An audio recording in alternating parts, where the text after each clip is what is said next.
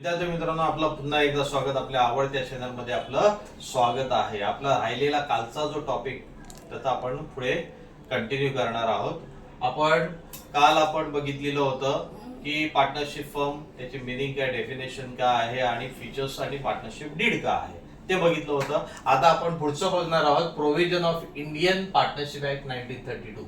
त्याच्या काय प्रोव्हिजन केलेले आहे. जर पार्टनरशिप डीड झाली, त्याच्यामध्ये काही रूल्स अँड रेग्युलेशन असतात, ते मेन्शन नाही केलं तर काय काय आपण त्या प्रोव्हिजन्स आहेत आणि त्या काय ऍप्लिकेबल आहेत ते आपण बघणार आहोत.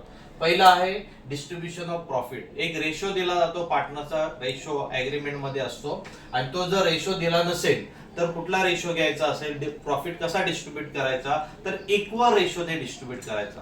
लक्षात ठेवा, डिस्ट्रीब्युशन ऑफ प्रॉफिट कसा असतो, इक्वल रेशो. दुसरा आहे इंटरेस्ट ऑन ड्रॉइंग.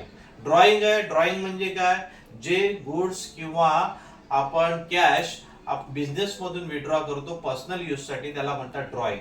आणि त्याच्यावर पार्टनरशिप फर्म काय करते, इंटरेस्ट लावते. हे इंटरेस्ट ऑन ड्रॉइंग जो आहे तो इन्कम आहे. या इन्कम आहे. इंटरेस्ट ऑन ड्रॉइंग का आहे, इन्कम आहे. मग तो इन्कम प्रॉफिट अँड लॉसच्या क्रेडिटला जाणार. पण ह्याच्यामध्ये जर रेट दिला असेल, इंटरेस्ट ऑन ड्रॉइंगचा रेट दिला असेल, तो रेट आपण या ठिकाणी दिला असेल तर मंथ वाईज तो रेट घ्यायचा आहे. काय घ्यायचा आहे, मंथ वाईज. आणि किती, 6 मंथ.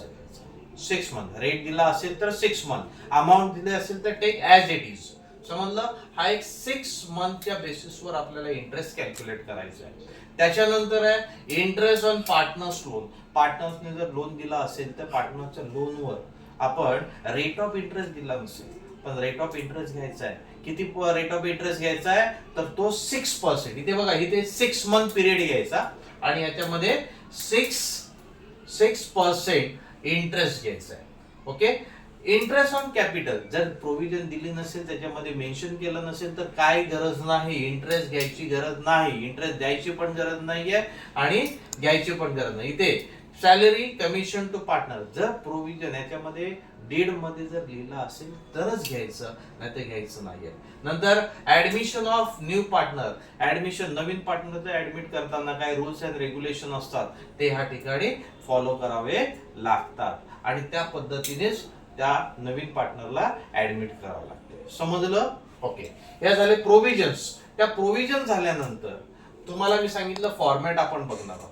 हा फॉर्मॅट, पहिला फॉर्मॅट आहे की ट्रेडिंग अकाउंट. असे 3 अकाउंट तुम्हाला प्रिपेअर करायचे आहेत. मेजॉरिटी 2 अकाउंट आणि एक स्टेटमेंट. हे ट्रेडिंग अकाउंट दिसते तुम्हाला, trading account for the year ended 31 March 2020. 20च्या पुढे कुठलं इयर असेल ते. आणि नंतर हे दुसरं आहे profit and loss account for the year ended 31 March. हे दुसरं एक अकाउंट. आणि स्टेटमेंट आहे, ही बॅलन्स शीट स्टेटमेंट. आणि balance sheet statement as on लिहितात आणि अकाउंट काय लिहितात, फॉर द इयर एंडेड. समजलं. पहिलं ट्रेडिंग अकाउंट मध्ये काय असलं पाहिजे, तुमच्या ह्याच्यामध्ये तुम्हाला दिलेलं आहे, टेक्स्टबुक मध्ये दिलेलं आहे, पण त्या पद्धतीने शॉर्टकट मी तुम्हाला सांगतो. ट्रेडिंग अकाउंट हे जे अकाउंट आहे डायरेक्ट एक्सपेन्सेसच्या बद्दल असतं आणि त्याच्यामध्ये सुरुवातीला ट्रेडिंग अकाउंटच्या डेबिटला, ही डेबिट साइड आहे आणि ही क्रेडिट साइड आहे. सुरुवातीला ओपनिंग स्टॉक असतो, नंतर परचेस, नंतर परचेस मधून रिटर्न आउटवर्ड हे लेस करायचं आणि आउटरला अमाऊंट घ्यायची. सगळे डायरेक्ट एक्सपेन्सेस आणि सगळे फॅक्टरी मॅन्युफॅक्चरिंग एक्सपेन्सेस याच्यामध्ये रेकॉर्ड केले जातात डेबिट साइडला. आणि क्रेडिट साइडला सेल असतो. काय असतो, सेल. आणि सेल त्याच्यातून लेस करायचं रिटर्न इनवर्ड. इथे बघा, सेल्स रिटर्न असतो त्याला रिटर्न इनवर्ड म्हणतात, परचेस रिटर्न असतो त्याला रिटर्न आउटवर्ड म्हणतात. हे लेस करायचे असतात. आणि क्रेडिटला बाय क्लोजिंग स्टॉक आणि लॉस असेल तो क्रेडिटला असतो आणि प्रॉफिट असेल तर डेबिट. हा जो बॅलन्स आलेला आहे त्याला, जो डेबिट साइडला दिसतो, हा डेबिट साइडला जो बॅलन्स दिसतो त्याला क्रेडिट बॅलन्स म्हणतात. आणि हा क्रेडिट बॅलन्सला काय म्हणतात, ग्रॉस प्रॉफिट. आणि हा जो क्रेडिटला जो बॅलन्स आलेला आहे तो काय म्हणतात, डेबिट बॅलन्स, त्याला म्हणतात ग्रॉस लॉस. समजलं. हे एक शॉर्टकट आहे, हे नोट करून घ्या, इम्पॉर्टंट आहे. त्याच्यानंतर दुसऱ्या पेजवर तुम्हाला लिहायचं आहे तो म्हणजे प्रॉफिट अँड लॉस अकाउंट. या प्रॉफिट अँड लॉस अकाउंट मध्ये सगळे इनडायरेक्ट एक्सपेन्सेस डेबिटला असतात आणि क्रेडिटला इनडायरेक्ट इन्कम असतं. याच्यामध्ये जो हा डेबिटला जो आहे ना, हा ग्रॉस प्रॉफिट तो क्रेडिटला ट्रान्सफर इकडे बघा झालेला आहे प्रॉफिट अँड लॉसच्या, आणि हा क्रेडिटला जो ग्रॉस लॉस आहे तो प्रॉफिट अँड लॉसच्या डेबिटला ट्रान्सफर झालेला आहे. समजलं? हे डेबिटला सगळे इनडायरेक्ट अटेम्प्ट आहेत. त्याच्यामध्ये कुठला आहे तर आता हा फॉर्मॅट एक लक्षात ठेवायचा, हा इम्पॉर्टंट फॉर्मॅट आहे. तो म्हणजे कुठला? Bad debts. हा बॅड डेट्स तुम्हाला ट्रायल बॅलन्स मध्ये असतो. टी म्हणजे ट्रायल बॅलन्स. नंतर ऍड फर्दर बॅड डेट्स म्हणजे ऍडिशनल बॅड डेट, हे जे आहे ऍडजस्टमेंट मध्ये असतो ते ऍड करायचं असतो.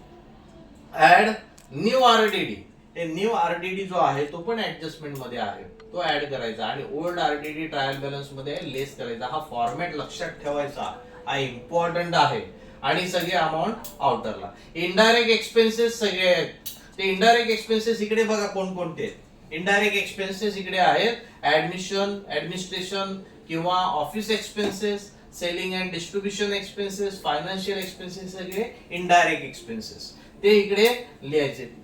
सगळे एक्सपेन्सेस डेबिटला, इथे टू दिसते की नाही, डेबिटला कधी पण सुरुवात करताना टू ने करायची आणि क्रेडिटला सुरुवात करताना बाय ने करायचे. हा ग्रॉस प्रॉफिट जो आहे, जो डेबिटचा बॅलन्स जो आहे त्याला क्रेडिट बॅलन्स म्हणतो ट्रेडिंग मधला, तो क्रेडिट साइडला इकडे ट्रान्सफर करायचा आणि सगळे जेवढे इन्कम असतील ते क्रेडिटला. आता ही टोटल केल्यानंतर जो डेबिटला जो बॅलन्स मिळेल त्याला नेट प्रॉफिट म्हणणार, त्याला क्रेडिट बॅलन्स आहे. आणि जो क्रेडिटला जो बॅलन्स मिळेल त्याला नेट लॉस म्हणणार. आणि तो पार्टनर्स कॅपिटल मध्ये डिस्ट्रीब्यूट करायचा असतो. प्रोव्हिजन आपण बघितल्या, जर डिस्ट्रीब्युशन ऑफ प्रॉफिट रेशो नाही दिला तर इक्वल आपल्याला डिस्ट्रीब्यूट करायचं आहे. समजलं? आणि हे पार्टनर्स कॅपिटल मध्ये ट्रान्सफर करायचं. हे झालं दुसरं अकाउंट. तिसरं अकाउंट आहे ते म्हणजे, तिसरा अकाउंट नाही, हे स्टेटमेंट आहे, बॅलन्स स्टेटमेंट. ह्या दोन टाइप आहेत त्याच्यामध्ये, साइड आहेत. एक आहे लायबिलिटी, दुसरा आहे ऍसेट. तर लायबिलिटी मध्ये जे कंपल्सरी आयटम कुठले आहेत ते मी इथे शो केलेले आहे.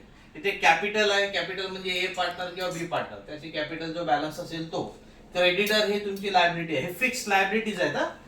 Liabilities, bills payable, bank loan, reserve and surplus. Reserve and surplus म्हणजे काय? जनरल रिझर्व्ह आलं, कॅपिटल रिझर्व्ह आलं, हा सिक्युरिटी प्रीमियम आलं, हे जे आहेत हे रिझर्व्ह अँड सरप्लस येणार.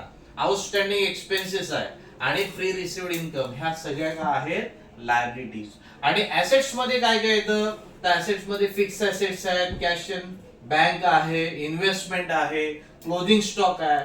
आता सन्ड्री डेटर्स त्याचा फॉर्मॅट आहे, हा ही ऑर्डर लक्षात ठेवा. पहिला सन्ड्री डेटर्स, नंतर अनरेकॉर्डेड सेल असेल तो ऍड करायचा, नंतर बिल रिसिवेबल डिझॉनर असेल तो ऍड करायचा. फर्दर बॅड डेट्स हे ट्रायल बॅलन्स मध्ये नसतं, हे कशामध्ये असते ऍडजस्टमेंट, हे लेस करायची. आणि जो बॅलन्स येईल, हा बॅलन्स दिसतोय ना तुम्हाला, त्याच्यावर न्यू आरडीडी कॅल्क्युलेट करायचं. आणि ते लेस केल्यानंतर पुढचा बॅलन्स जो येईल त्याच्यावर डिस्काउंट ऑन डेटर्स दिला असेल तर घ्यायचा आणि नंतर मग आउटरला. ही ऑर्डर आहे, ही लक्षात ठेवायचं. आणि शेवटी प्रीपेड एक्सपेन्सेस आहे. नंतर ऍट द एंड शोध्या दोन्ही साइड काय झाल्या पाहिजे, सेम आल्या पाहिजे. कॅपिटल, लायबिलिटीज आहे आणि ऍसेट्स, ह्या दोन्ही साइड तुम्हाला सेम आल्या पाहिजे. हे तीन जे दोन अकाउंट आणि एक स्टेटमेंट हे तुम्हाला बाहेर करायचे. हे शॉर्टकट दिलेले आहेत, ते लक्षात ठेवा, हा तुमचा फायदा होईल. ओके, आता हे आजच्या पुरतं हे बरोबर तुम्ही लिहून घ्या, नोट डाऊन करा, हे तुमच्यासाठी खूप गरजेचं आहे. आणि नेक्स्ट टाइम आपण पुढचा जो टॉपिक आहे आपण स्टार्ट करणार आहोत तो म्हणजे आपण डायरेक्ट प्रॅक्टिकल प्रॉब्लेम स्टार्ट करणार आहोत. त्याच्या अगोदर आपण ऍडजस्टमेंट घेऊ, त्या मोजक्याच ऍडजस्टमेंट त्या तुमच्या डोक्यात राहतील, त्या ऍडजस्टमेंट घेणार आहोत. ओके, जास्त व्हिडिओ मोठा बनवणार नाही, तुम्हाला 5-10 मिनिटाचा जास्तीत जास्त व्हिडिओ बनवणार आणि तो फायदेशीर तुमच्यासाठी ठरणार. समजलं? तुम्ही नवीन असाल तर सबस्क्राईब करा, आपल्या चॅनलला लाईक करा आणि शेअर करायला विसरू नका. धन्यवाद.